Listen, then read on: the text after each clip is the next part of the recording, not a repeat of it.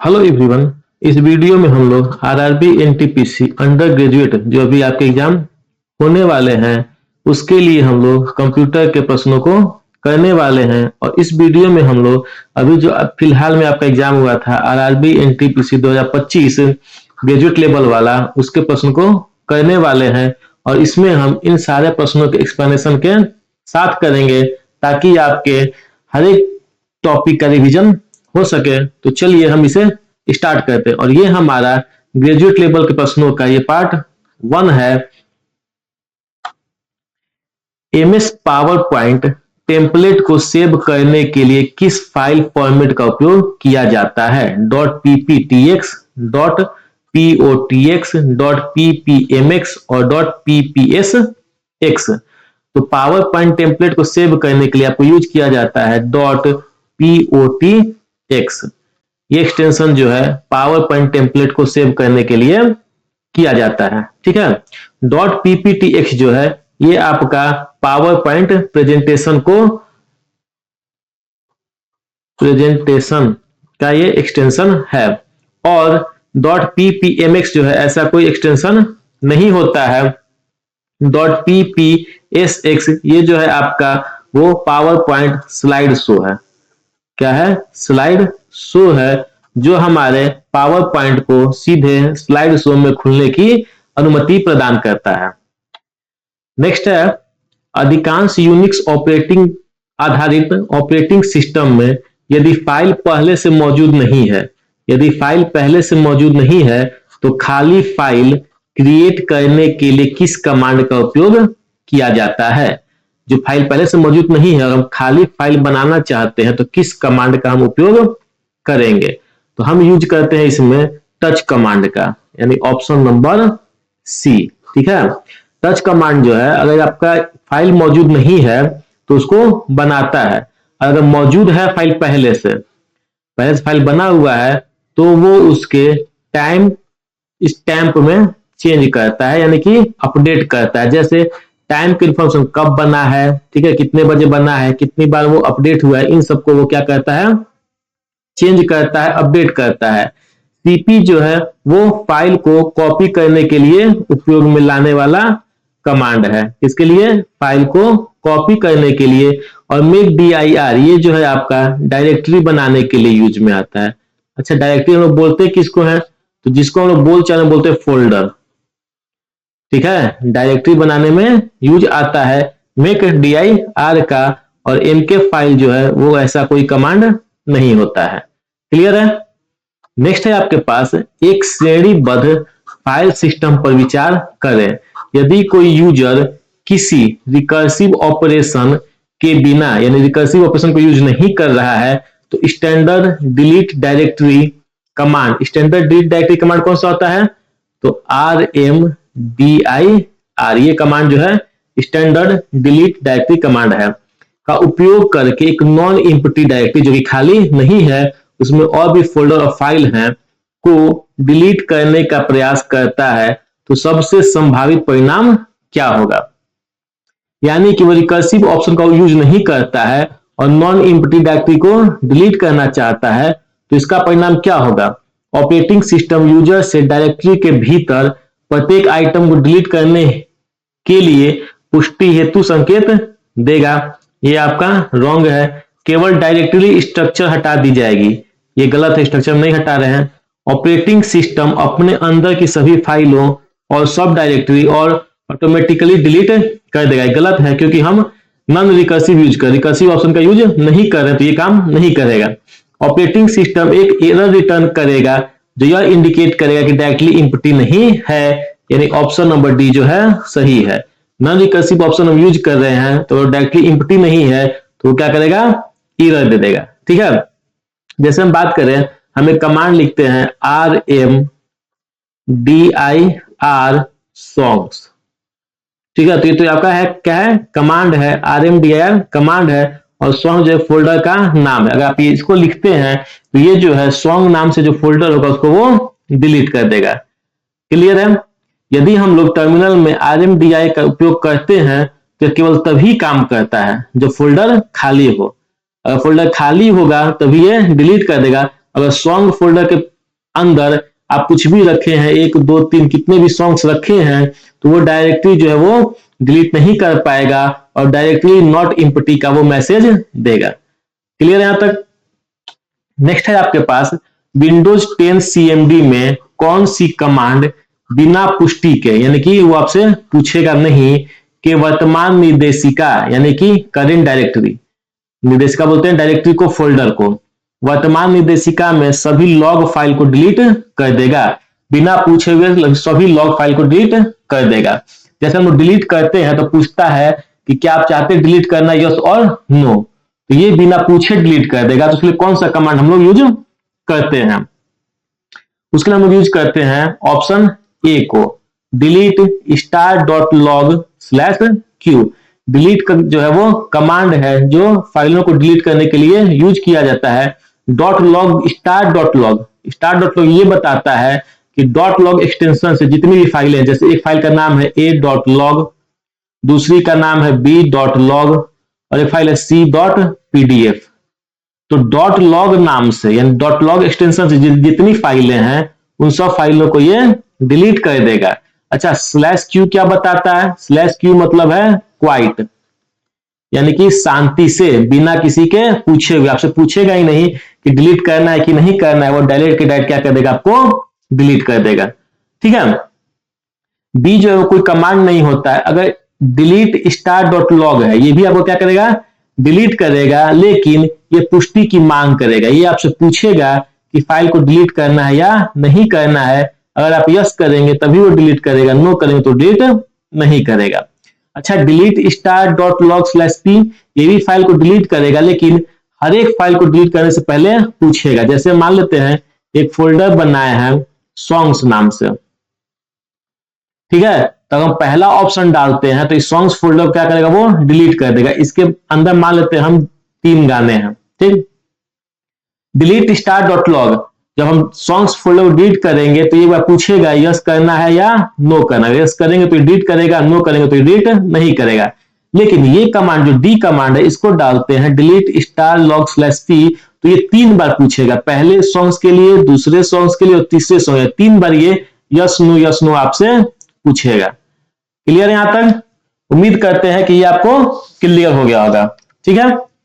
Next, एक लंबे MS word document में उत्पाद नाम पर कई इंस्टेंस एक विशिष्ट कैरेक्टर स्टाइल लागू है। इंस्टेंस मतलब जो भी हम इस पे अप्लाई करते हैं, जैसे फॉन्ट अप्लाई कर दिए हम, बोल्ड है कि इटैलिक है, क्या है, फॉन्ट का साइज हम अप्लाई कर दिए, 10 है, 15 है, जो भी है, तो ये सब क्या है, इंस्टेंस बोलते हैं इसको। एक विशिष्ट कैरेक्टर स्टाइल लागू की गई है। यदि उत्पाद नाम के इन सभी इंस्टेंस का फॉन्ट और रंग बदलने की आवश्यकता है, तो इसके लिए सबसे दक्ष तरीका क्या होगा? ठीक है, कोई भी एक, जैसे मान लीजिए ये MS वर्ड है, ठीक है, इसका हम फॉन्ट और स्टाइल डिफाइन कर दिए हैं, तो ये MS वर्ड इस फाइल में जहां जहां है उसको हम एक बार में बदलना चाहते हैं, तो वो कैसे करेंगे? हम फॉर्मेटिंग विकल्पों के साथ फाइंड एंड रिप्लेस फंक्शन का उपयोग करके, ये बहुत टाइम कंज्यूमिंग हो जाएगा। प्रत्येक इंस्टेंस को मैन्युअली रूप से चुनना है, ये भी बहुत टाइम कंज्यूमिंग होगा। फॉर्मेट पेंटर का उपयोग कर, फॉर्मेट पेंटर से हम चेंज नहीं करते हैं। कैरेक्टर स्टाइल की परिभाषा को संशोधित करके, तो जो कैरेक्टर स्टाइल हम लगाए हैं उसकी परिभाषा को संशोधित कर दे हम, तो ये पूरा का पूरा जो भी मेरा जहां जहां हम ये कैरेक्टर स्टाइल लगाए होंगे वहां वहां ये क्या करेगा, चेंज कर देगा। क्लियर है आपको यहां तक? नेक्स्ट बोला जा रहा है, आधुनिक CPU में एक साथ कई निर्देशों को निष्पादित करने के लिए किस तकनीक का उपयोग किया जाता है? Pipelining, serial processing, clock synchronisation या सीक्वेंशियल एग्जीक्यूशन? तो इसका आंसर होगा आपका पाइपलाइनिंग। क्या होता है? पाइपलाइनिंग। इससे क्या होता है कि प्रोसेसर की कार्य क्षमता और थ्रूपुट बढ़ जाती है, और पाइपलाइन में किसी भी इंस्ट्रक्शन को हम लोग 3 स्टेज में बांटते हैं। ये पहले को बोलते हैं हम लोग फेच, दूसरे को बोलते हैं डिकोड और तीसरे को बोलते हैं एग्जीक्यूट। तो ये हम लोग 3 फेज में इसको बांटते हैं। क्लियर है? नेक्स्ट बोल रहा है, कंप्यूटर में फाइलें और फोल्डर सामान्यतः कहां स्टोर किए जाते हैं? तो कीबोर्ड में नहीं, ये तो लिखने के लिए होता है, प्रिंट करने के लिए, तो हार्ड ड्राइव जो है सी ऑप्शन, ये आपका सही है। नेक्स्ट है आपके पास, सिस्टम सेटिंग्स बदलने के लिए कौन सा keyboard shortcut Windows 11 OS setting मेनू ओपन करता है? ये आपका जो है विंडोज का सेटिंग मेनू है। इस सेटिंग मेनू को ओपन करने के लिए कौन सा शॉर्टकट की हम लोग यूज करते हैं? विंडोज की +1, control shift plus escape, Windows की +S या अल्ट और टैब। तो हम यूज करते हैं इसमें ऑप्शन ए, विंडोज की +1, जिससे ये सेटिंग मेनू ओपन हो जाता है। कंट्रोल शिफ्ट और एस्केप इसको करते हैं हम, इससे आपका टास्क मैनेजर खुलता है। क्या खुलता है? टास्क मैनेजर खुलता है। अच्छा, विंडोज की, ठीक है, और एस दबाते हैं तो इससे आपका सर्च मेनू खुलता है। क्या खुलता है? सर्च मेनू खुलता है किसी फाइल को सर्च करने के लिए।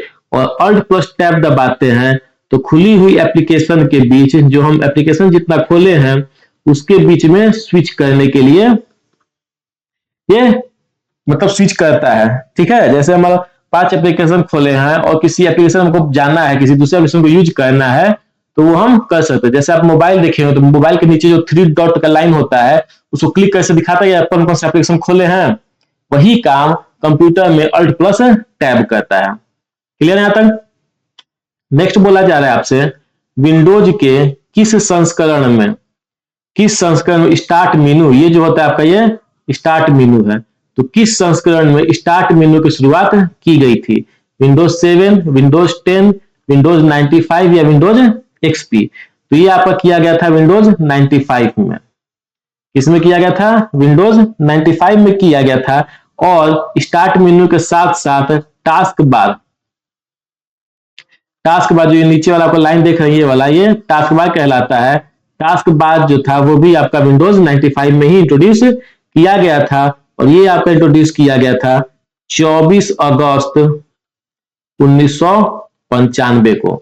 कब किया गया था? 24 अगस्त 1995 को। नेक्स्ट आपके पास, निम्नलिखित में से कौन सा एमएस एक्सेल में मिक्स्ड सेल रेफरेंस का उदाहरण है? इनमें से जो ऑप्शन दिया है इसमें से मिक्स्ड सेल रेफरेंस कौन सा है, ये आपको बताना है। तो इसमें आपका जो है मिक्स्ड सेल रेफरेंस है वो है आपका $A1। कौन सा है? $A1, option B.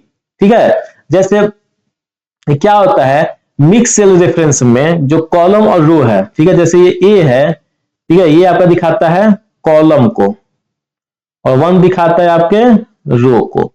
ठीक है, तो जो कॉलम और रो है इनमें से एक फिक्स होता है और जो फिक्स होगा उसके साथ डॉलर लगा हुआ, जैसे $A, इसका मतलब जो ए है वो फिक्स है और जो एक है वो बदल रहा है। इस टाइप के सेल रेफरेंस को हम क्या बोलते हैं? मिक्स्ड सेल रेफरेंस बोलते हैं।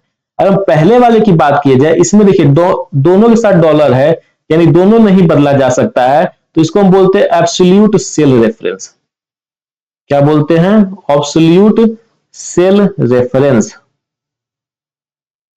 ठीक है, जो ये सी ऑप्शन है इक्वल टू दे करके हम लोग लिखते हैं फॉर्मूला को, यानी सी ऑप्शन जो है वो क्या है? आपका फॉर्मूला है। और डी जो है आपका ये है रिलेटिव सेल रेफरेंस, जिसमें एक भी डॉलर साइन नहीं है, उसको हम बोलते हैं रिलेटिव सेल रेफरेंस। ये आप यहाँ पे एग्जांपल देख सकते हैं। यहाँ देखिए G2 और H2, यहाँ पे कहीं डॉलर नहीं है, तो ये क्या रिलेटिव सेल रेफरेंस है। और यहाँ देखिए यहाँ आपके पास इक्वल टू के साथ सम है, इसका मतलब ये फॉर्मूला है। और यहाँ $A और $1 है, तो इसका मतलब ये क्या है? एब्सोल्यूट सेल रेफरेंस है, क्योंकि दोनों के साथ डॉलर लगा हुआ है और दोनों में से किसी को चेंज नहीं किया जा सकता है, ना तो रो को चेंज किया जा सकता है, ना ही कॉलम को चेंज किया जा सकता है। निम्नलिखित में से कौन सा विकल्प एमएस एक्सेल के नए संस्करणों में प्रस्तुत किए गए स्पिल रेंज, ठीक है, एमएस एक्सेल का जो नया वर्जन है, ठीक है, जैसे कि हम बात कर ले एक्सेल 365 जो आया है हमारा नया वाला, या एक्सेल 2019 प्लस जो आया है 2019 के बाद वाले, उन सब संस्करण में एक फीचर दिया है स्पिल रेंज का। उसका क्या काम है? ठीक है, यह स्वचालित रूप से वर्कबुक को पूर्व निर्धारित अंतराल पर क्लाउड लोकेशन पर सेव करता है। ये गलत है।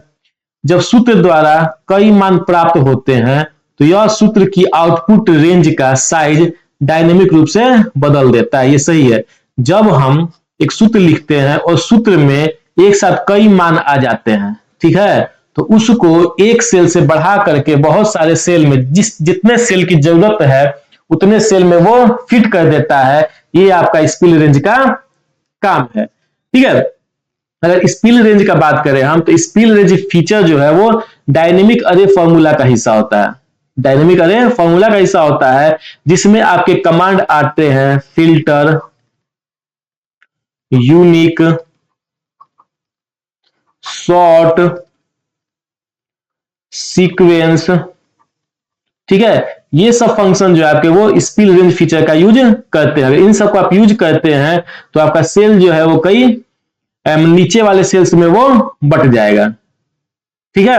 देखते हैं हम लोग यहाँ पे, जैसे ये आपके पास नाम है मिया, एवा, एवा, इमा, इमा, एवा, लुकास, लुकास, इमा, ठीक है। आप देख रहे हैं बहुत सारे नाम रिपीट हो रहे हैं। तो हम यहाँ पे ये जो कॉलम है हमारे पास ये वाला फर्स्ट वाला कॉलम, यहाँ पे हम एक फॉर्मूला लिखते हैं यूनिक A2 कॉलन A10, यानी A2 से A यहाँ पे है और 2 यहाँ पे, यानी A2 से लेकर के A10 के बीच में जितने भी नाम्स हैं उनमें से यूनिक नाम को छाट देना है।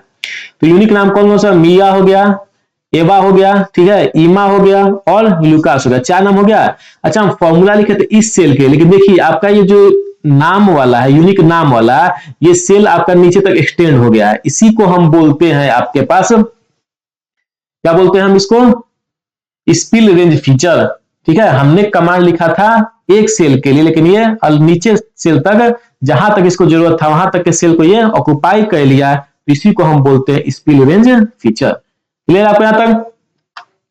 नेक्स्ट है आपके पास, निम्नलिखित में से कौन सा कथन इस रैम, स्टैटिक रैम और डायनेमिक रैम के बीच उनके आंतरिक आर्किटेक्चर और परफॉर्मेंस विशेषताओं के संदर्भ में प्राथमिक अंतर का वर्णन नहीं करता है? इसी को ध्यान लेंगे, इसमें बहुत गलती होता है। तो प्राथमिक का वर्णन नहीं करता है, ये हमसे पूछा है, यानी कि जो गलत होना चाहिए। तो बोलता है एस रैम का डिजाइन सरल होने के कारण यह अत्यधिक तीव्र है और इसे डेटा को रिफ्रेश करने की आवश्यकता नहीं होती है, जबकि डी रैम समय समय पर डेटा को रिफ्रेश करने की आवश्यकता के कारण मंद होता है। ये आपका बिल्कुल सही आंसर है। एस रैम डेटा को, यानी क्वेश्चन के अनुसार सही नहीं है, लेकिन ये एस रैम का जो डिफिनेशन उसके अनुसार सही है।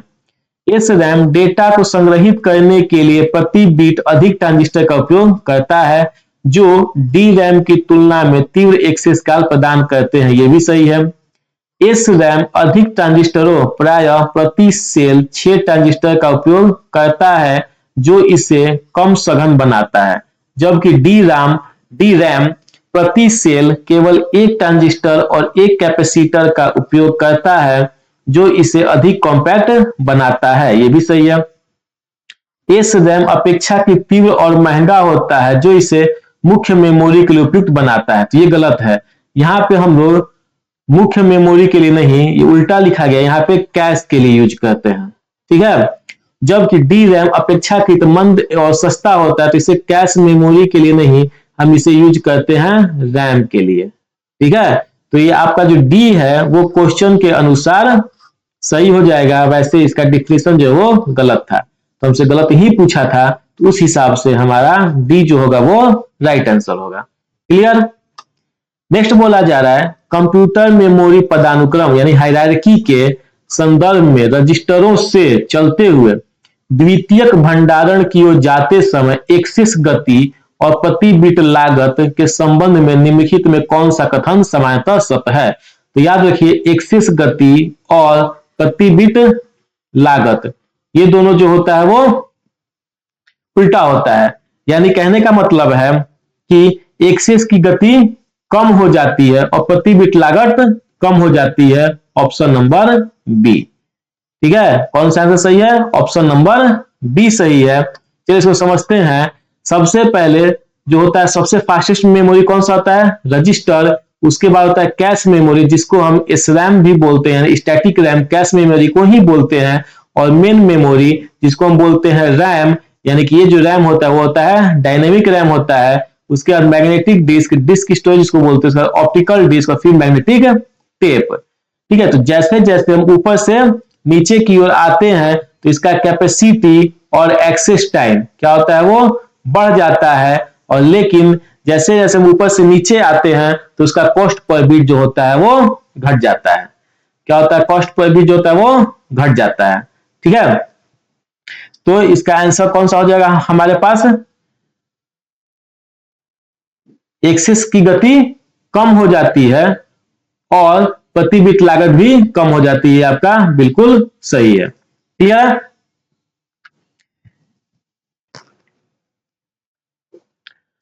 लिनक्स ओएस में किसी फाइल का नाम ओल्ड नेम डॉट टीएक्सटी से न्यू नेम डॉट टीएक्सटी करने के लिए किस कमांड का उपयोग किया जाता है। लाइनेक्स ओएस में हम फाइल का नाम ओल्ड नेम डॉट टीएक्सटी से न्यू नेम टीएक्सटी करना चाहते हैं तो कौन सा कमांड हमको यूज करना पड़ेगा, CP command, create command, move command या टच कमांड।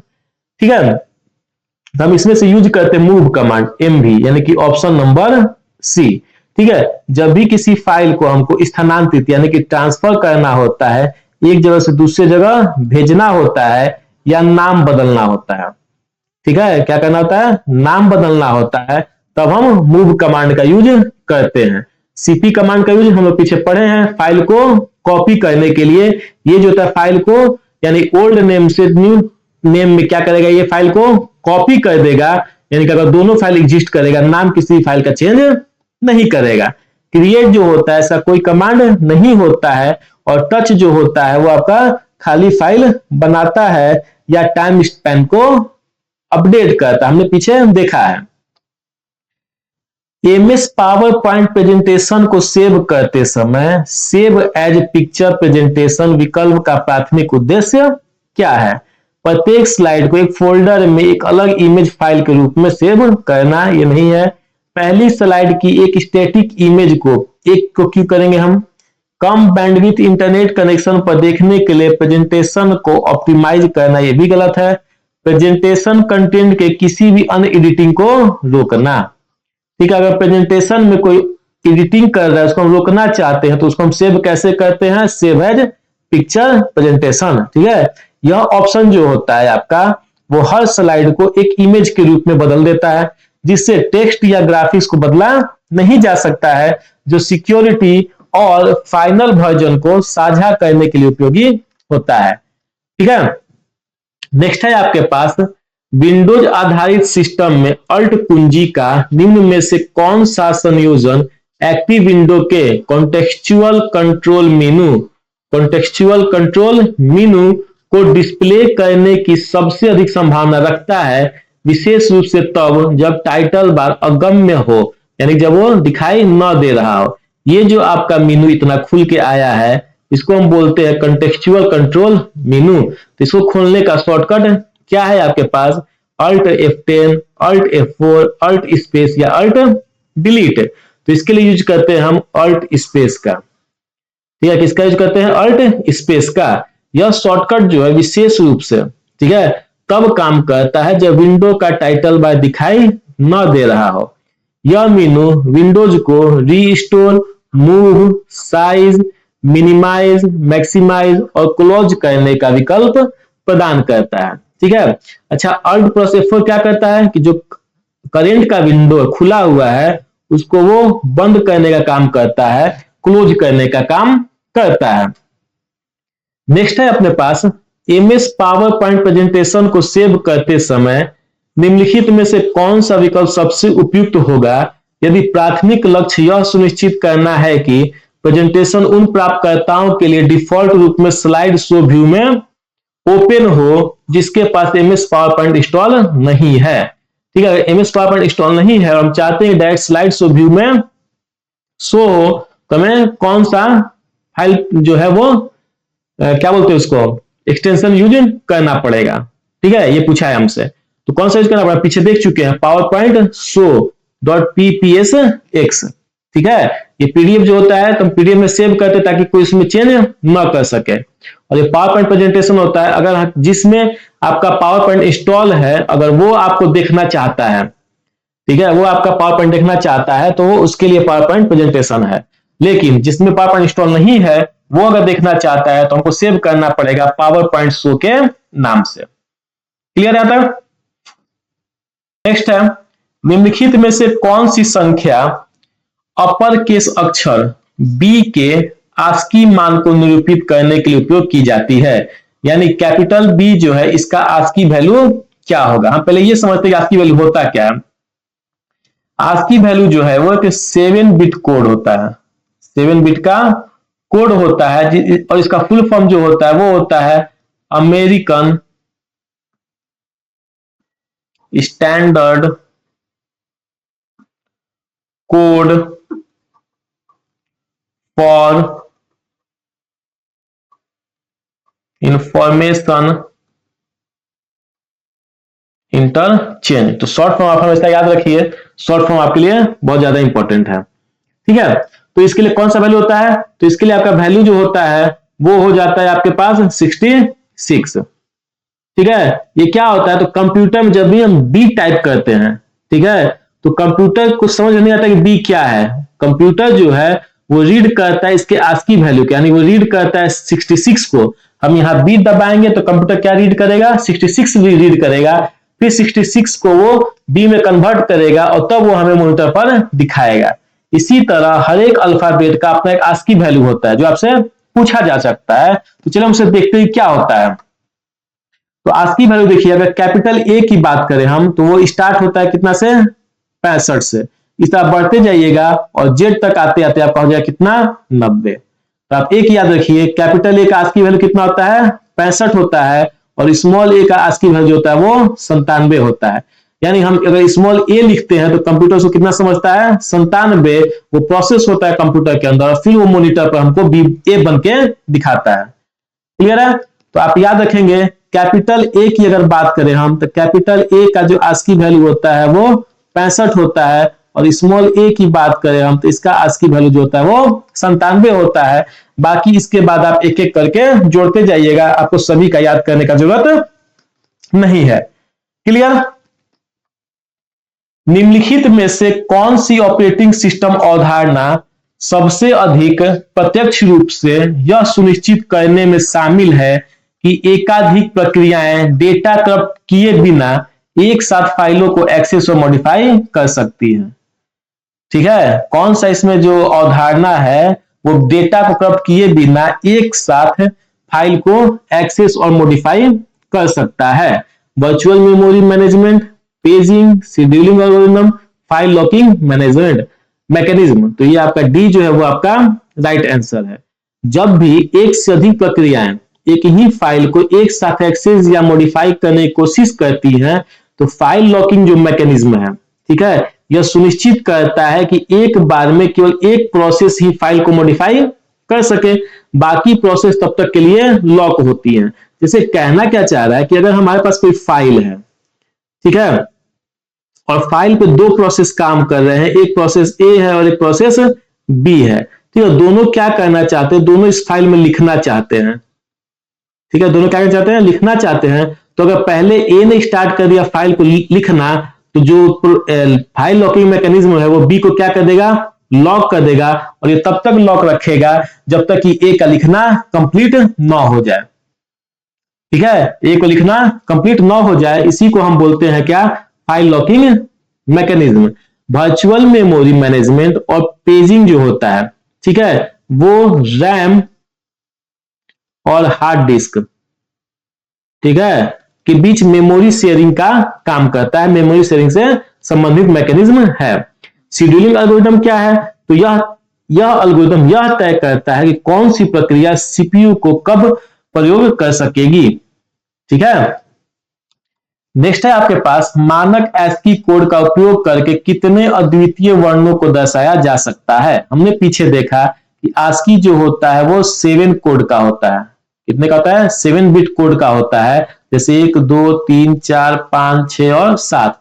और हम जानते हैं कंप्यूटर 2 ही बिट रीड करता है, 0 और 1। तो इस पहले पोजीशन के लिए 0 1 रीड करेगा, दूसरे के लिए भी 0 1 रीड करेगा, यानी यहाँ पे 2 ऑप्शन बना, यहाँ पे 2 ऑप्शन बना, ठीक है, यहाँ पे 2 ऑप्शन बना। तो टोटल हमारे पास कितना बन जाएंगे 2 की पावर 7, और इसको अगर हम मल्टीप्लाई करते हैं तो ये हमारा आता है 128, यानी कि हम 128 यूनिक कैरेक्टर को दिखा सकते हैं। एमएस वर्ड डॉक्यूमेंट पर वाटरमार्क अप्लाई करते समय निम्नलिखित में से कौन सी सेटिंग प्रत्येक पेज पर इसके सटीक स्थान निर्धारण और साइज का सबसे कम नियंत्रण करती है? सबसे कम नियंत्रण करती है तो कौन कर सकता है? टेम्पलेट कर सकता है, उससे मिलता जुलता। देखते हैं कि कौन सा है। कस्टम पिक्चर वाटरमार्क इंसर्ट करना तथा इसके स्केल और वॉशआउट सेटिंग को एडजस्ट करना, तो बहुत ज्यादा कस्टम है, हम इसमें कुछ भी कर सकते हैं। विशिष्ट लेआउट ऑप्शन से कस्टम टेक्स्ट, ये भी कस्टम है।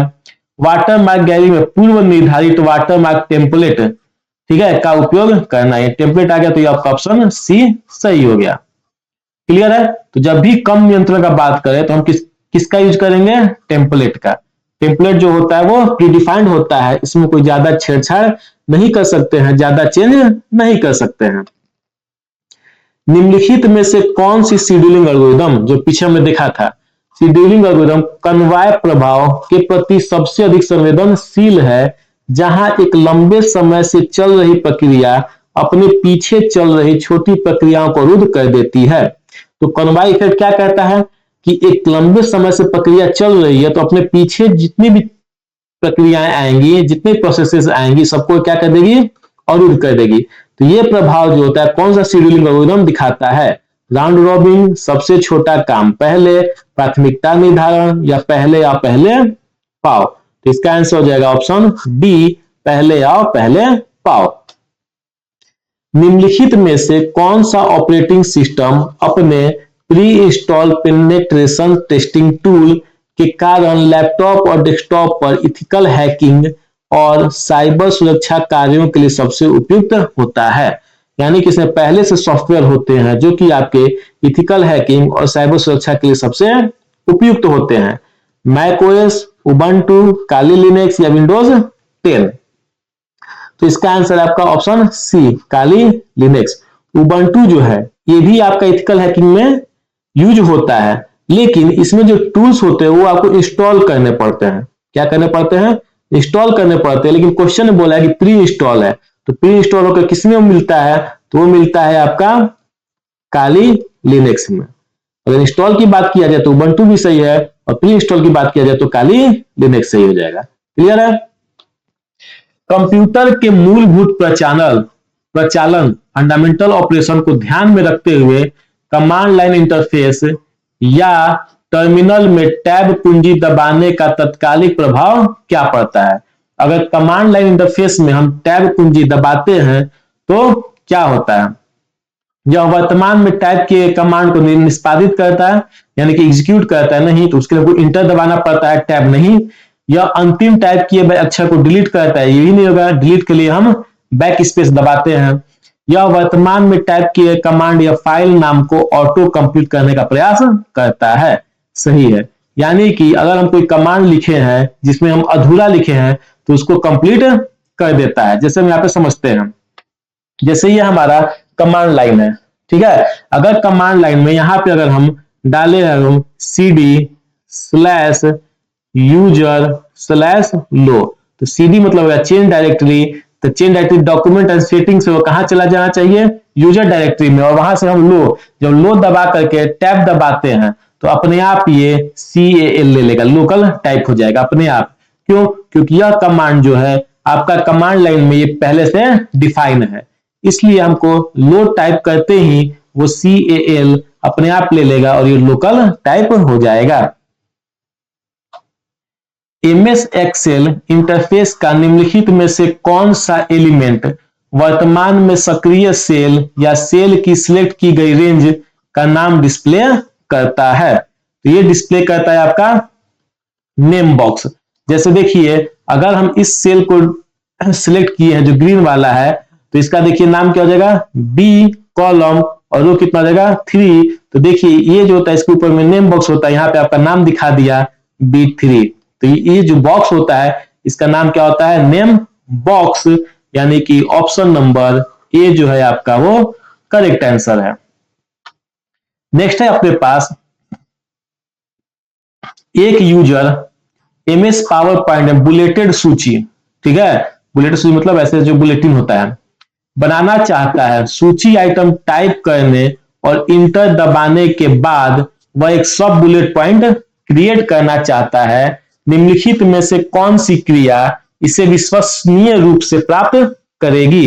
यानी कि जैसे हम यहाँ पे देख लेते हैं, जैसे अगर हम जैसे ये लिस्ट बनाना चाहते हैं, वन में क्या सेंट्रल प्रोसेसिंग यूनिट, फिर हम यहां से अगर हम लिस्ट बनाते हैं तो दूसरा पॉइंट आता है यहाँ पे, लेकिन हम सब लिस्ट बनाए हैं, यानी इस लिस्ट के अंदर लिस्ट बनाए हैं ए बी सी, ठीक है, ए बी सी, इस टाइप का हम लिस्ट बनाना चाहते हैं तो उसके लिए क्या करना होगा, ठीक है, पैराग्राफ ग्रुप में डिक्रीज लिस्ट लेवल बटन पर क्लिक करना होगा, ऑल्ट प्लस इंटर दबाना होगा, पैराग्राफ ग्रुप में इंक्रीज लिस्ट लेवल बटन दबाना होगा और कंट्रोल प्लस टैब दबाना होगा। तो इसके लिए हमारा आंसर हो जाएगा कौन सा, सी, पैराग्राफ ग्रुप में list increase list label button पर क्लिक करना।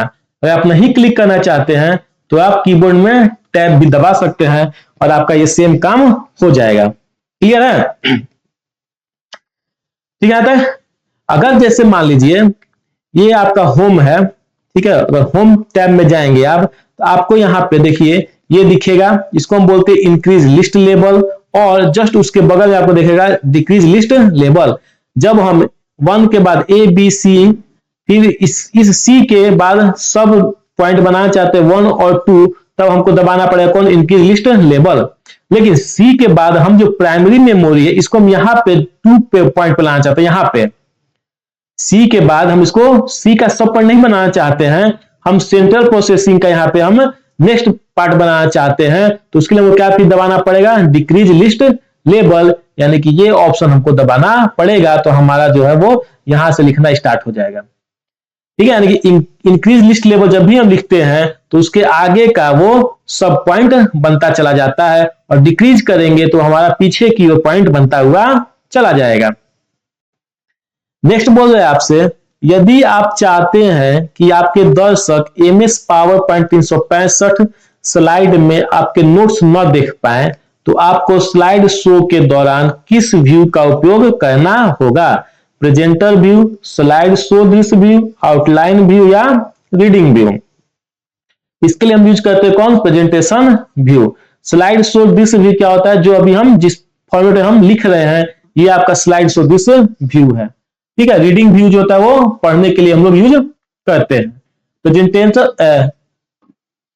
प्रेजेंटर व्यू क्या होता है उसको देखते हैं। जैसे ये जो है, ठीक है, पावर पॉइंट का प्रेजेंटर व्यू, इस प्रेजेंटर व्यू में क्या होता है, हम अभी जो काम कर रहे हैं वो देखिए क्वेश्चन नंबर 21 वाले स्लाइड पे काम कर रहे हैं, इसके बगल में आ जाएगा ये कौन सा स्लाइड अब आने वाला है, हम उस स्लाइड को यहाँ पे देख सकते हैं इसके बाद कौन सा स्लाइड आएगा। लेकिन जो दर्शक है उसको केवल और केवल ये स्लाइड दिखेगा, ये स्लाइड जो प्रेजेंट कर रहा है, ठीक है, उसको ये दिखेगा, ये दर्शक को नहीं दिखेगा नेक्स्ट स्लाइड वाला पार्ट। यहां देखिए लिखा हुआ है नेक्स्ट स्लाइड, तो ये दर्शक को नहीं दिखेगा, ये केवल जो पावर पॉइंट स्लो प्रेजेंट कर रहा है उसे दिखेगा। क्लियर है?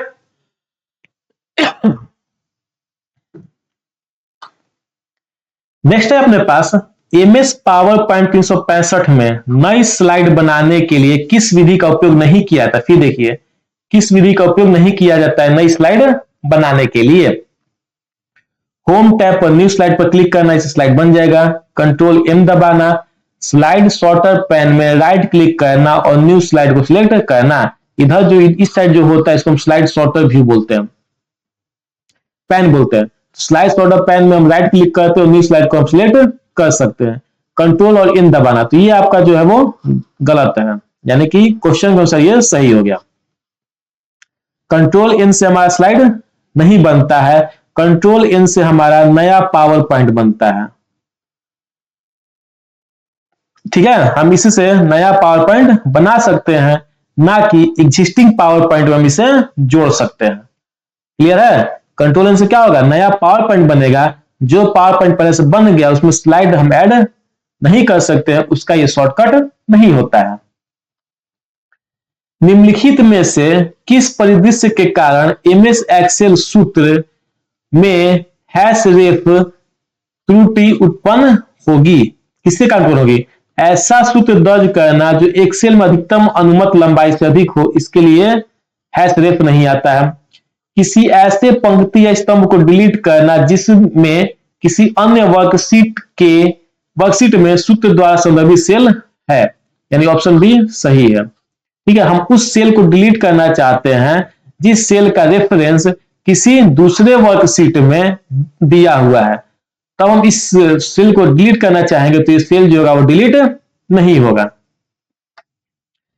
एक परिदृश्य पर विचार करें जहां एक उपयोगकर्ता वर्चुअल रियलिटी, ये जो आपका है वर्चुअल रियलिटी परिवेश के साथ इंटरेक्ट कर रहा है, निम्नलिखित में से कौन सा इनपुट डिवाइस इस इमर्सिव परिवेश के भीतर नेविगेशन और इंटरेक्शन का प्राथमिक साधन होने की सबसे कम संभावना है। यानी इसमें कौन सा इनपुट डिवाइस है जो इसका सबसे कम होने का संभावना है। तो कंप्यूटर से जुड़ा ऑप्टिकल माउस, ये आपका सही है। जब हम वीआर के साथ इंटरेक्ट करते हैं, वर्चुअल रियलिटी के साथ इंटरेक्ट करते हैं, तो उसमें माउस का हमारा कोई काम नहीं होता है। क्यों? क्योंकि माउस जो होता है वो 2D सतह पर नेविगेशन करने के लिए यूज करते हैं, लेकिन वीआर जो होता है वो 3D सतह पर नेविगेट करता है। क्लियर है? तो इसके लिए क्या क्या इनपुट होता है? तो स्पर्शनीय प्रतिक्रिया प्रदान करने वाले हैस्टिक दस्ताने, जिसमें दस्ताना पहना जाता है, स्थिति ट्रैकिंग वाले हैंडहेल्ड नियंत्रक और एकीकृत गति ट्रैकिंग के साथ हेड माउंटेड डिस्प्ले जो ये आंख पे पहने हुए हैं, ये सब जो होते हैं वो इसके इनपुट डिवाइस होते हैं। क्लियर है यहां तक? नेक्स्ट है अपने पास निम्नलिखित में से किस टाइप की मेमोरी को सॉलिड स्टेट स्टोरेज भी कहा जाता है? कैश मेमोरी, फ्लैश मेमोरी, प्राथमिक मेमोरी या क्रिस्टल स्टोरेज? तो सॉलिड स्टेट स्टोरेज जो होता है वो हम बोलते हैं किसको? फ्लैश मेमोरी को। किसको बोलते हैं? फ्लैश मेमोरी को सॉलिड स्टेट स्टोरेज भी बोलते हैं। अच्छा, इसमें आता क्या क्या है? तो इसमें आपका एसएसडी कार्ड आता है, उसके बाद यूएसबी फ्लैश ड्राइव आता है जिसको हम यूएसबी बोलते हैं, यूएसबी फ्लैश ड्राइव आता है, और मेमोरी कार्ड आता है। क्या आता है? मेमोरी कार्ड आता है फ्लैश मेमोरी में। इन सबको हम सॉलिड स्टेट स्टोरेज कहते हैं। अच्छा, इसको क्यों कहते हैं हम? इसको इसलिए कहते हैं क्योंकि इसमें हार्ड डिस्क के जैसा मूविंग पार्ट नहीं होता है। ठीक है, और ये सब जो मेमोरी होता है ये आपका नॉन वोलाटाइल होता है। कैसा होता है? नॉन वोलाटाइल होता है। ठीक है, कैश मेमोरी जो होता है ये वोलाटाइल होता है, इसीलिए हम इसको एसएसएस नहीं कहते हैं। ठीक है, अगर प्राथमिक मेमोरी की बात किया जाए तो प्राथमिक मेमोरी में रैम और रोम दोनों आते हैं, जिसमें रैम जो होता है वो वोलाटाइल होता है और रोम जो होता है वो नॉन वोलाटाइल होता है, नॉन वोलाटाइल होता है। ठीक है, क्रिस्टल स्टोरेज क्या आता है? तो इसमें हम लोग डाटा को स्टोर करने के लिए कांच या क्रिस्टल का यूज करते हैं, कांच का या क्रिस्टल का यूज करते हैं, और इसका मेन जो पर्पस है वो हमारा एक्सपेरिमेंटल पर्पस में यूज होता है। ठीक है, इसका जनरल पर्पस में यूज नहीं होता है। एमएस वर्ड 2019 में एक संपूर्ण पैराग्राफ को त्वरित रूप से सिलेक्ट करने के लिए निम्नलिखित में से कौन सा विकल्प सही है? अगर हम पूरे पैराग्राफ को जल्दी में सिलेक्ट करना चाहते हैं तो कौन सा विकल्प सही है? राइट क्लिक करें और मेनू में उपलब्ध विकल्पों में से पैराग्राफ चुनें। पैराग्राफ में कहीं भी डबल क्लिक करें। पैराग्राफ पर क्लिक करते समय अल्ट दबाकर रखें। पैराग्राफ में किसी भी शब्द पर ट्रिपल क्लिक करें। तो सबसे बेस्ट जो है वो आपका है डी ऑप्शन। किसी भी पैराग्राफ में अगर किसी भी शब्द पर आप ट्रिपल क्लिक करते हैं तो आपका पूरा का पूरा पैराग्राफ जो होता है वो सिलेक्ट हो जाता है। नेक्स्ट बोल रहे हैं आपके पास पदानुक्रमित फाइल सिस्टम संरचना में रूट डायरेक्टरी का क्या महत्व है? ठीक है, हायरार्की ऑफ फाइल सिस्टम जिसमें रूट डायरेक्टरी का क्या महत्व है ये हमसे पूछा गया है। यह फाइल सिस्टम पदानुक्रम में सबसे ऊपरी डायरेक्टरी होती है जहां से अन्य सभी डायरेक्टरियां निकलती हैं, यानी ऑप्शन ए जो है आपका सही है। रूट डायरेक्टरी क्या होता है? तो सबसे ऊपर की डायरेक्टरी जो होती है, डायरेक्टरी में बार बताएं, डायरेक्टरी क्या होता है? फोल्डर बोलते हैं। तो फोल्डर के अंदर फोल्डर बनाते हैं। ठीक है, फोल्डर के अंदर फोल्डर बनाते जाते हैं, तो जो सबसे पहला फोल्डर बना है वो हमारा कहलाता है रूट डायरेक्टरी। तो ऑप्शन ए जो है वो सही है, जैसे हम यहां समझते हैं। एक सी ड्राइव में हमने एक फोल्डर बनाया डॉक्यूमेंट एंड सेटिंग, उसके अंदर बनाया DW हार्डल, उसके अंदर बनाया माई डॉक्यूमेंट, उसके अंदर एक फोल्डर बनाया माई मैपल और उसके अंदर एक फोल्डर बनाया फजी सेट्स। इतने सारे फोल्डर हमने बनाए। तो ये जो सी के अंदर हमने बनाया है, तो सी जो हमारा है वो कहलाएगा क्या? Root directory. क्या कहलाएगा? रूट डायरेक्टरी हमारा कहलाएगा, क्योंकि सबसे पहला फोल्डर जो है ये यही है। तो आपको सबसे पहला फोल्डर जो दिख जाए वो रूट डायरेक्टरी कहलाएगा, उसके अंदर बने हुए सभी फोल्डर्स का। फाइल सिस्टम के लिए एक सरल वृक्ष संरचना की तुलना में डायरेक्टरी साइक्लिक ग्राफ संरचना का उपयोग करने का प्राथमिक लाभ क्या है? तो DAGS फाइलों को तेजी से पथक्रमण और खोजने की सुविधा प्रदान करते हैं। DAGS डिस्क डिफ्रेगमेंटेशन को कम करते हैं, भंडारण दक्षता में सुधार करते हैं। DAGS हार्ड लिंक के क्रिएशन को इनेबल करते हैं, जिससे एक ही फाइल में एकाधिक निर्देशिका प्रविष्टियां डायरेक्टरी इंट्रीज हो सकती हैं। तो ऑप्शन सी जो है आपका ये राइट आंसर है। ठीक है, ये जो फाइल सिस्टम में आप देख रहे हैं ये स्ट्रक्चर, ये आपका सिंपल ट्री स्ट्रक्चर है, और ये जो स्ट्रक्चर है वो डायरेक्टरी साइक्लिक ग्राफ स्ट्रक्चर है। ठीक है, सरल वृक्ष संरचना यानी सिंपल ट्री स्ट्रक्चर क्या होता है? इसमें एक फाइल या एक डायरेक्टरी का केवल एक ही पेरेंट होता है। ठीक है, जिससे फाइलों को साझा करना मुश्किल होता है। जैसे अगर हम बात करें अपग्रेड का, अपग्रेड फाइल को पहुंचने के लिए हमको होम फाइल में पहुंचना पड़ेगा, और होम फाइल में पहुंचने के लिए हमको यूजर फाइल में पहुंचना पड़ेगा। यानी हर एक फाइल का, ठीक है, हर एक फाइल का एक ही पेरेंट है। क्या हम अपग्रेड को इस माध्यम से छोड़ किसी और माध्यम से पहुंच सकते हैं? नहीं पहुंच सकते। हमको इस फाइल को एक्सेस करना है CS 112, तो हमको यूजर के बाद होम पे आना पड़ेगा, होम के बाद कोर्स में आना पड़ेगा, कोर्स के बाद 112 में आना पड़ेगा, तभी हम इस फाइल को एक्सेस कर सकते हैं, और कोई तरीका नहीं है इसको एक्सेस करने का।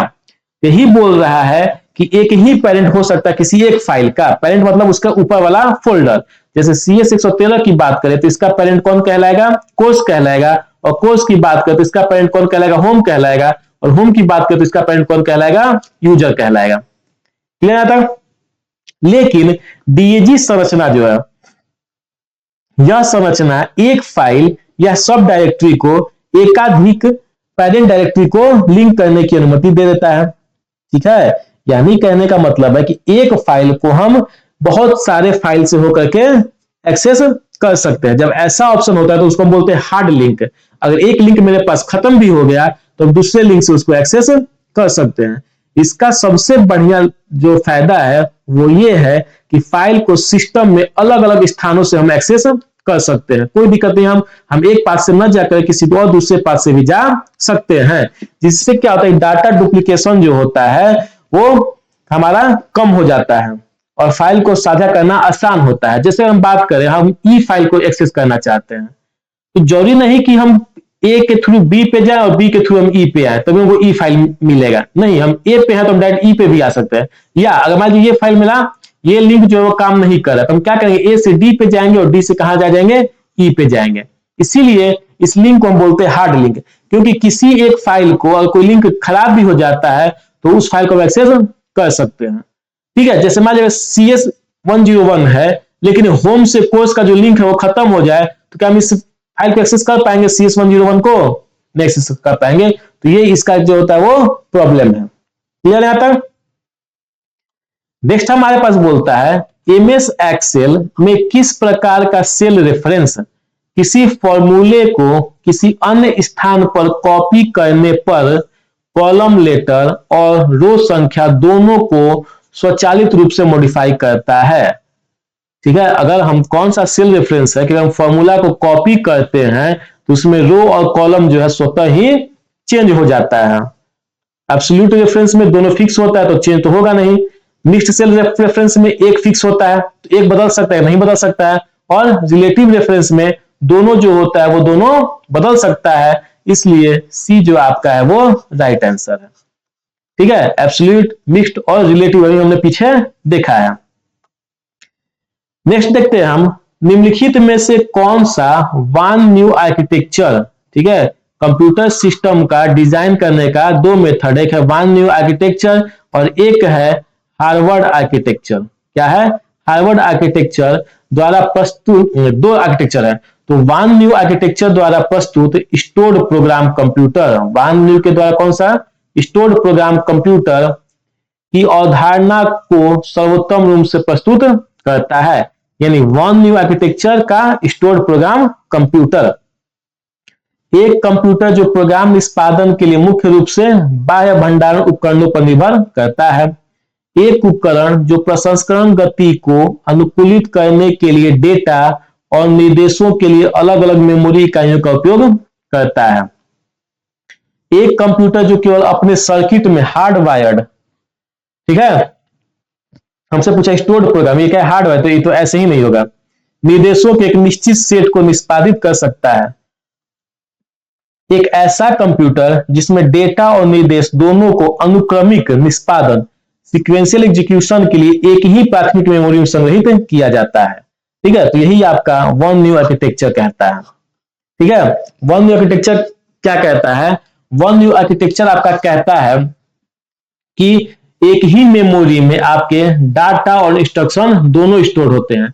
लेकिन हार्वर्ड आर्किटेक्चर क्या कहता है, जिसको हम डुअल मेमोरी भी कहते हैं, इसके लिए प्रोग्राम के लिए जो है वो अलग मेमोरी होता है और डाटा के लिए अलग मेमोरी होता है। इसलिए इस आर्किटेक्चर में हम लोग प्रोग्राम और डाटा को एक साथ एक्सेस कर लेते हैं। लेकिन वन न्यूमन आर्किटेक्चर में हमको सीक्वेंशियल एक्सेस करना पड़ता है। अगर हम प्रोग्राम को एक्सेस करें तो डाटा को एक्सेस नहीं कर पाएंगे, अगर डाटा को एक्सेस कर रहे हैं तो प्रोग्राम को एक्सेस नहीं कर पाएंगे। ठीक है, तो वन न्यू आर्किटेक्चर जो होता है आपका वो सीक्वेंशियल होता है, जिसको सिंगल मेमोरी आर्किटेक्चर भी कहते हैं।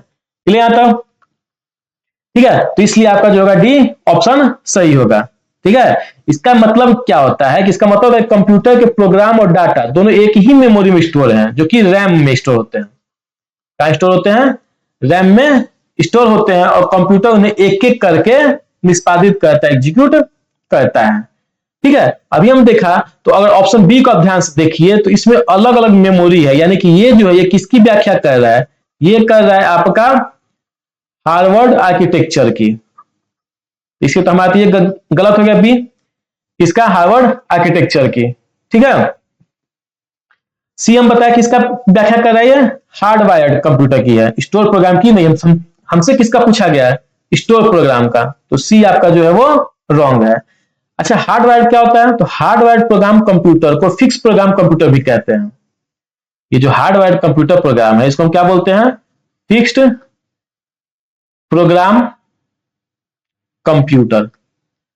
ठीक है, इसमें प्रोग्राम को कंप्यूटर के फिजिकल सर्किट में स्टोर किया जाता है, जैसा कि एम्बेडेड कंप्यूटर में होता है। हम इस टाइप से मान सकते हैं। ठीक है, एम्बेडेड कंप्यूटर ही मान लेते हैं इसको। ठीक, जैसे कि हम एग्जांपल की अगर बात करें हम, तो कैलकुलेटर हमारा है, डिजिटल वॉच है, ये सब हार्ड वायर्ड जो है वो कंप्यूटर है।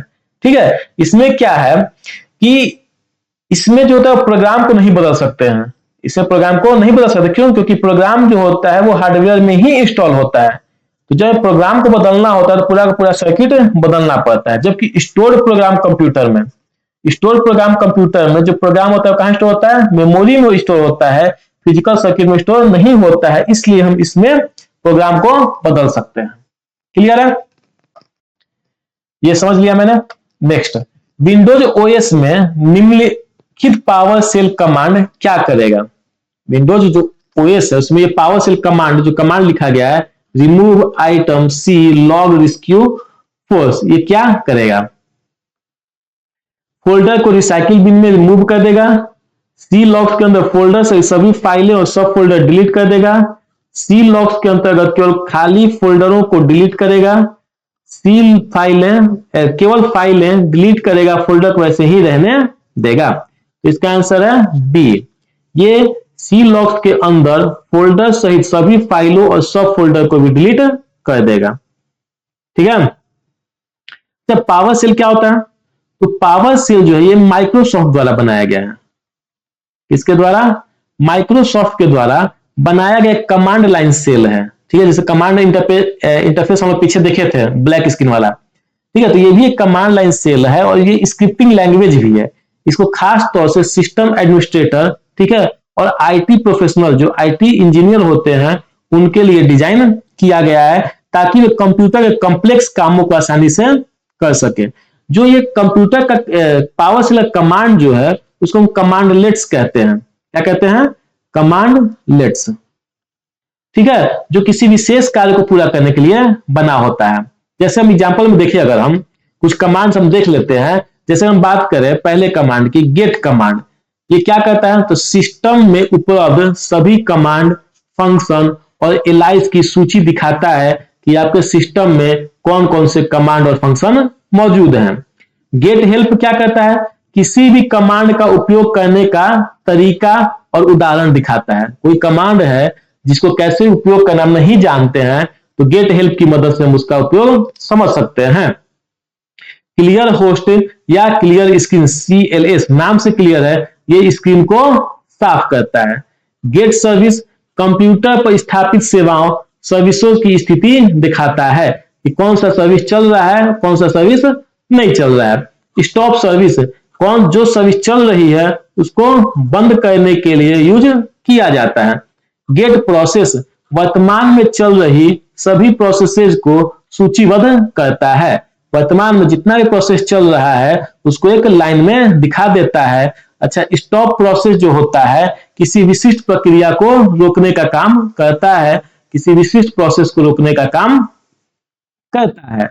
गेट चिल्ड्रन या DIR वर्तमान या निर्दिष्ट डायरेक्टरी की फाइलों और फोल्डर को दिखाता है। ठीक है, क्या करता है? फाइल और फोल्डर को दिखाता है। सेट लोकेशन या CD, ये क्या करता है? कार्यशील डायरेक्टरी को बदलता है। जैसे मैंने पीछे एग्जांपल दिया था CD/user। ठीक है, तो ये क्या करता है? आपके डायरेक्टरी को बदल देता है कि आप किस फोल्डर में, किस डायरेक्टरी में काम करना चाहते हैं। न्यू आइटम या नई फाइल या फोल्डर को बनाता है। न्यू आइटम क्या करता है? नया फाइल या नया फोल्डर को बनाता है। रिमूव आइटम क्या करता है? या डिलीट फाइल या फोल्डर को डिलीट करता है। कॉपी आइटम नाम से क्लियर है, फाइल या फोल्डर को कॉपी करता है। मूव आइटम नाम से क्लियर है, फाइल या फोल्डर को मूव करता है। गेट कंटेंट इस नाम से क्लियर नहीं है, तो फाइल की सामग्री को पढ़ता है। अब जिस फाइल को सिलेक्ट किए हैं उसमें क्या क्या लिखा हुआ है उसको ये रीड करता है। सेट कंटेंट फाइल में टेक्स्ट को लिखता है। गेट कंटेंट फाइल में टेक्स्ट को पढ़ता है और सेट कंटेंट उसमें लिखता है। कन्वर्ट टू HTML डेटा को HTML रिपोर्ट में बदलता है। एक्सपोर्ट CSV डेटा को CSV फाइल में एक्सपोर्ट करता है। सिलेक्ट स्ट्रिंग फाइलों को टेक्स्ट खोजने के लिए, फाइल में अगर किसी चीज को खोजना है, जैसे पूरा हम फाइल मान लें इसको, ठीक है, इसमें हम मान लो खोजना चाहते हैं कॉपी को, ठीक है, तो उसके लिए हम यूज क्या करेंगे? सिलेक्ट स्ट्रिंग हम यूज करते हैं। नेक्स्ट क्वेश्चन है आपके पास, मानक CD-ROM ड्राइव में उपयोग किए जाने वाले लेजर की तरंगदैर्ध्य और प्रकार क्या है? CD-ROM में हम लोग कौन सा तरंगदैर्ध्य यूज करते हैं? 650 नैनोमीटर, 400 नैनोमीटर, 780 नैनोमीटर या 850 नैनोमीटर। तो CD-ROM के लिए हम लोग यूज करते हैं 780 नैनोमीटर इंफ्रारेड लेजर। ठीक है, इसका उपयोग करते हैं। 750 नैनोमीटर जो है ये हम लोग यूज करते हैं DVD के लिए। इसके लिए DVD के लिए 400 नैनोमीटर ब्लू लेजर जो होता है इसको हम यूज करते हैं ब्लू रे डिस्क के लिए। किसके लिए?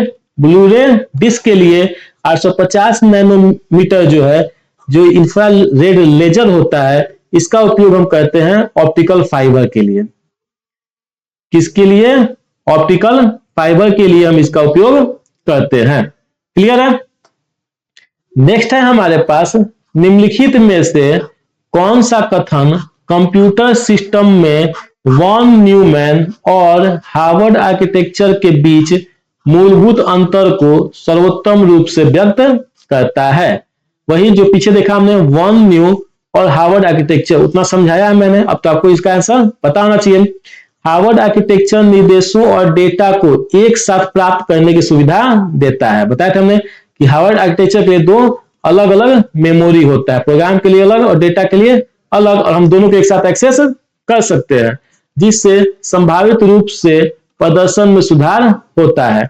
जबकि वन न्यूमन आर्किटेक्चर आमतौर पर उन्हें एक ही मेमोरी स्पेस से क्रमिक रूप से प्राप्त करता है। यानी ऑप्शन ए जो है आपका वो बिल्कुल सही आंसर है।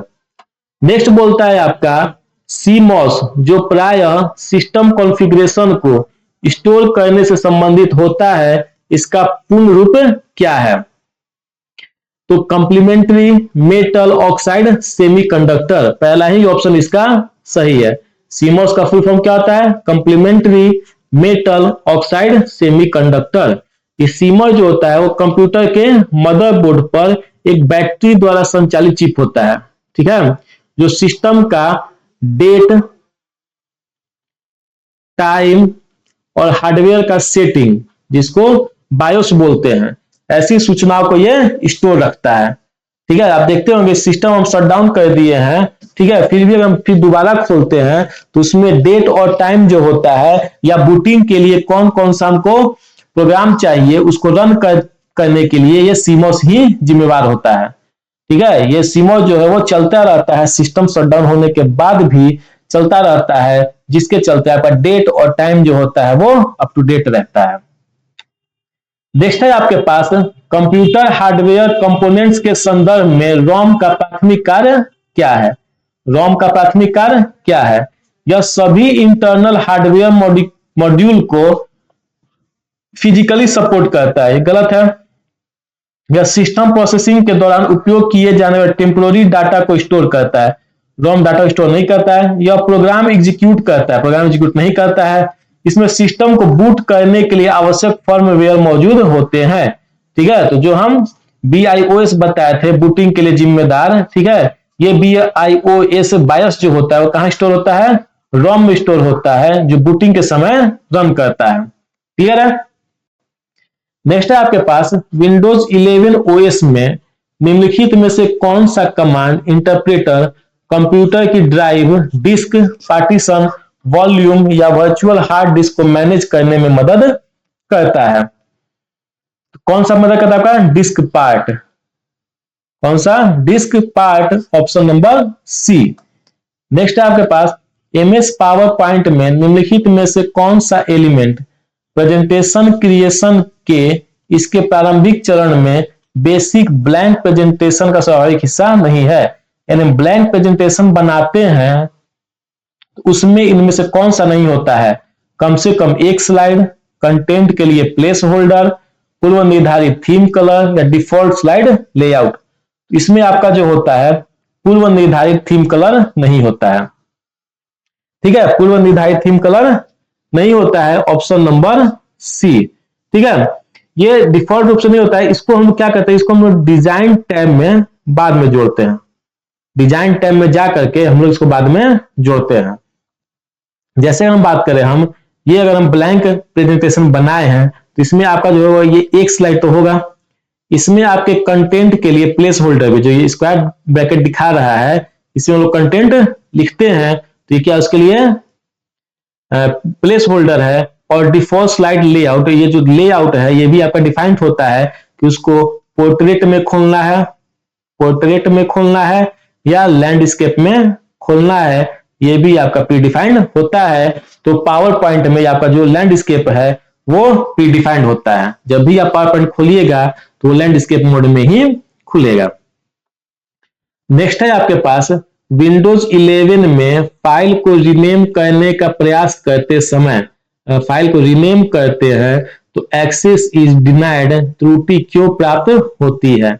गलत ड्राइव लेटर का उपयोग करने के कारण, रिसाइकल बिन से रीनेम किए जाने के कारण, फाइल की ऑनरशिप बदल जाने के कारण, फाइल का कोई एक्सटेंशन न होने के कारण। तो इसका आंसर है सी, फाइल की ऑनरशिप बदल जाने के कारण। अगर ऑनरशिप आपके पास था तो आप उसको रीनेम कर सकते हैं, अगर उसका ऑनरशिप बदल गया, उसका मालिक कोई और हो गया, अब आप उसको रीनेम नहीं कर सकते हैं।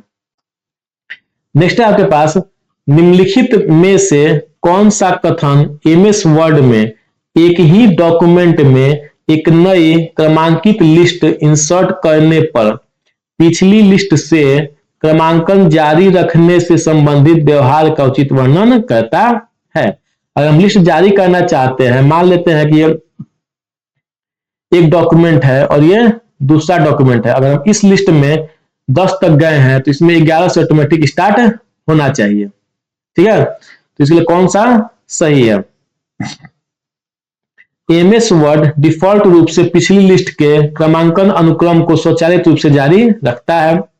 बी है, क्रमांकन जारी रखना केवल तभी संभव है जब दोनों लिस्ट में बिल्कुल समान क्रमांकन स्टाइल और स्तर का उपयोग किया गया हो। एमएस वर्ड नई लिस्ट के लिए स्वचालित रूप से क्रमांकन को पुनः 1 से शुरू करता है तथा पिछले अनुक्रम को जारी रखने का कोई सीधा तरीका नहीं है। डी ऑप्शन, एमएस वर्ड नई लिस्ट बनाते समय कंटिन्यू फ्रॉम प्रीवियस लिस्ट, यहां हम लोग कंटिन्यू फ्रॉम प्रीवियस लिस्ट का एक विकल्प प्रदान करता है जिसे स्पष्टतया चुना जाना चाहिए। तो ऑप्शन नंबर डी जो है आपका वो करेक्ट है। नाम से क्लियर है, कंटिन्यू फ्रॉम प्रीवियस लिस्ट, यानी पहले जो लिस्ट बना चुके हैं वहां से कंटिन्यू। तो पहले हम 10 तक बना चुके हैं तो जो नया कंटिन्यू करेंगे वो 11 से होगा। नेक्स्ट है आपके पास एमएस पावर पॉइंट के स्लाइड मास्टर व्यू में। स्लाइड मास्टर व्यू में व्यक्तिगत लेआउट मास्टर्स की तुलना में शीर्ष स्तरीय मास्टर लेआउट को कस्टमाइज करने का प्राथमिक लाभ क्या है? व्यक्तिगत लेआउट मास्टर्स को तब तक एडिट नहीं किया जा सकता है जब तक शीर्ष स्तरीय मास्टर्स को पहले संशोधित न किया जाए। शीर्ष स्तरीय मास्टर केवल तभी प्रासंगिक है जब प्रेजेंटेशन को अन्य फॉर्मेटों में एक्सपोर्ट किया जाता है। गलत है। शीर्ष स्तरीय मास्टर में परिवर्तन व्यक्तिगत लेआउट मास्टर्स पर सभी फॉर्मेटिंग को ओवरराइड करता है, यह भी गलत है। शीर्ष स्तरीय मास्टर्स को कस्टमाइज करने से सभी स्लाइड लेआउट में सार्वभौमिक अवयवों की एकरूपता सुनिश्चित होती है। ये आपका डी जो है वो राइट आंसर है। ठीक है, जैसे हम बात करें, ये हमारा जो है पावर पॉइंट प्रेजेंटेशन है जिसको हमने स्लाइड मास्टर मोड में खोला है। किसमें खोला है? स्लाइड मास्टर मोड में खोला है। जब स्लाइड मास्टर मोड में खोलते हैं तो ये जो पहला प्रेजेंटेशन है, ठीक है, इसको हम बोलते हैं शीर्ष प्रेजेंटेशन। ठीक है, क्या नाम होता है इसका? इसका नाम होता है आपके पास शीर्ष स्तरीय मास्टर स्लाइड। ठीक है, और जो नीचे वाला इसको हम बोलते हैं व्यक्तिगत लेआउट। ठीक है, तो हम शीर्ष वाले में चेंज करते हैं कुछ भी तो आपके वो पूरे पावर पॉइंट स्लाइड में चेंज हो जाता है। आधुनिक मदरबोर्ड में उच्च स्पीड संचार की सुविधा के लिए निम्न में से कौन सा घटक सीधे सीपीयू से जुड़ा होता है? क्या पूछा है कि मदरबोर्ड में अगर हाई स्पीड सुविधा के लिए कौन सा घटक सीपीयू से सीधे जुड़ा होता है? पीसीबी, जीपीयू, रोम या नॉर्थ ब्रिज? तो इसका आंसर है नॉर्थ ब्रिज। कौन सा? North bridge. यह जो है नॉर्थ ब्रिज वो सीपीयू और हाई स्पीड कंपोनेंट जैसे कि रैम और जीपीयू, ठीक है, रैम और जीपीयू के बीच इंटरफेस का काम करता है। ठीक है, और अगर साउथ ब्रिज की हम बात करें तो साउथ ब्रिज कंप्यूटर से जुड़ा जो अन्य इंस्ट्रूमेंट है जैसे कि साटा port, USB port, audio port, networking port, RTC, PCI और रोम, ठीक है, इन सब को मैनेज करने के लिए रिस्पॉन्सिबल होता है। कौन? South bridge. क्लियर है?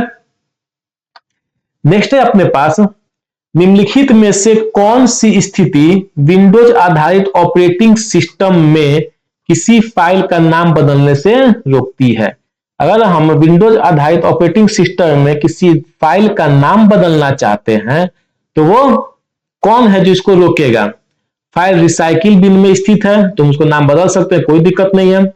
फाइल वर्तमान में किसी अन्य एप्लीकेशन में ओपन की गई है तो इसका जो है वो राइट आंसर। जब किसी अन्य एप्लीकेशन में ओपन किया गया है तो हम इसका नाम नहीं बदल सकते हैं। क्लियर है? फाइल में रीड एट्रीब्यूट इनेबल है। फाइल में जब रीड एट्रीब्यूट इनेबल होता है तो ठीक है, तो इसके चलते हम इसके कंटेंट में कोई बदलाव नहीं कर सकते हैं। कंटेंट मतलब जो उसमें लिखा हुआ है उसको हम एडिट नहीं कर सकते हैं, अपने मर्जी से कुछ लिख नहीं सकते, केवल पढ़ सकते हैं। ठीक है, तो उसके कंटेंट को हम क्या करते हैं? एडिट नहीं कर सकते हैं और उसको हम हटा भी नहीं सकते हैं। क्या नहीं कर सकते हैं, हटा नहीं सकते, लेकिन हम उसका नाम अगर चाहे चेंज करना तो हम नाम चेंज कर सकते हैं। क्लियर है? नेक्स्ट बोलता है निम्नलिखित में से कौन सा ऑपरेटिंग सिस्टम के कर्नल की भूमिका को सर्वोत्तम रूप से व्यक्त करता है? ऑपरेटिंग सिस्टम जो कर्नल होता है उसका यूज क्या है? फाइल प्रबंधन और सिस्टम कॉन्फ़िगरेशन के लिए यूटिलिटी प्रोग्राम का एक सूट प्रदान करता है। उपयोगकर्ता अकाउंट्स और एक्सेस परमिशनों का प्रबंधन करता है। एप्लीकेशन और सिस्टम हार्डवेयर के बीच मुख्य इंटरफेस के रूप में कार्य करता है। उपयोगकर्ता इंटरेक्शन के लिए ग्राफिकल यूजर इंटरफेस प्रदान करता है। तो इसका आंसर हो जाएगा सी, एप्लीकेशन और सिस्टम हार्डवेयर के बीच मुख्य इंटरफेस का काम करता है। किसके बीच? एप्लीकेशन और सिस्टम हार्डवेयर के बीच। जैसे एप्लीकेशन है और ये आपका हार्डवेयर है, सीपीयू, मेमोरी और डिवाइस, तो इनके बीच जो है ये आपका इंटरफेस का काम करता है। क्लियर है? नेक्स्ट है आपके पास एमएस वर्ड 365 में चयनित टेक्स्ट से manual character formatting, manual character formatting हटाने का शॉर्टकट क्या है? Control Z, control space bar, control B, control plus shift plus N. ठीक है, तो इसका आंसर हो जाएगा आपके पास कंट्रोल प्लस स्पेस बार।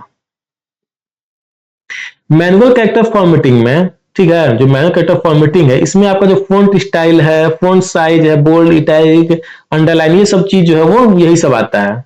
ठीक है, और कंट्रोल प्लस स्पेस बार अगर हम प्रेस करते हैं तो जो भी हम चीज डाले थे उसमें, ठीक है, ये सब स्टाइल जो हम डाले थे वो सब क्या होता है, हट जाता है। जो डिफॉल्ट में जो पहले से था वो आपका आ जाता है। अच्छा, कंट्रोल जेड क्या करता है? तो कंट्रोल जेड जो है वो अंडू का काम करता है। क्या काम करता है? अंडू का काम करता है। कंट्रोल बी क्या करता है? तो किसी टेक्स्ट को बोल्ड करने का काम करता है। और कंट्रोल शिफ्ट प्लस एन क्या है? तो ये नॉर्मल फॉर्मेटिंग को अप्लाई करता है।